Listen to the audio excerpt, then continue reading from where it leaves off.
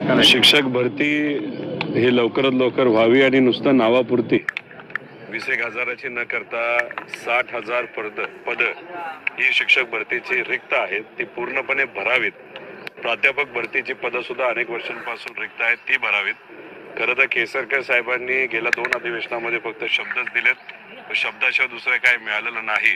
आणि त्याच्यात बोलत असताना मध्ये जर आपण बघितलं, कॉन्ट्रॅक्टवर काही लोकांना ह्यांनी घेतलंय जे माजी शिक्षक आहेत, जे रिटायर झालेले आहेत. त्यामुळे ह्या सरकारचं खऱ्या अर्थाने काय चाललंय हेच कळत नाही.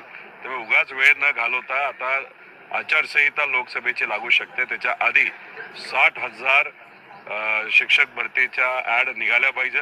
त्याच्याच बरोबर जे काही पेंडिंग प्राध्यापक भरती ती सुद्धा व्हावी, यासाठी हे जे काही जॅकेट आहे ते घातलेलं आहे. त्याच्याच बरोबर समूह शाळा योजना ही आता स्थगित करावी, माघार घ्यावी. आणि त्याच्याच बरोबर जे काही दत्तक पालक योजनेचं नवीन भूत या सरकारने आणलेलं आहे प्रायव्हेट लोकांना सहकार्य करण्यासाठी, ते सुद्धा मागे घ्यावं. हे सगळे मुद्दे आम्ही युवा संघर्ष यात्रेत घेतलेले होते आणि हे टी शर्टवर हे लिहिलेले आहे. शिक्षक भरती हे लवकरात लवकर व्हावी आणि नुसतं नावापुरती 20,000ची न करता 60,000 पद ही शिक्षक भरतीची रिक्त आहेत, ती पूर्णपणे भरावीत. प्राध्यापक भरतीची पदं सुद्धा अनेक वर्षांपासून रिक्त आहेत, ती भरावीत. खरं तर केसरकर साहेबांनी गेल्या 2 अधिवेशनामध्ये फक्त शब्दच दिलेत, शब्दाशिवाय दुसरं काय मिळालेलं नाही.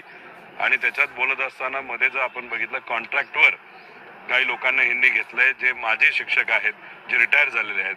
त्यामुळे ह्या सरकारचं खऱ्या अर्थाने काय चाललंय हेच कळत नाही.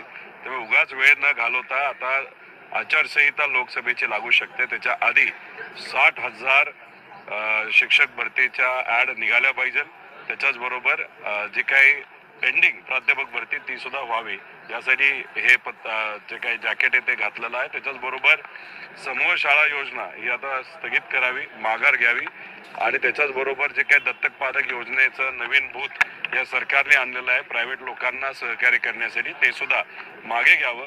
हे सगळे मुद्दे आम्ही युवा संघर्ष यात्रेत घेतलेले होते आणि हे टी शर्टवर हे लिहिलेले आहे.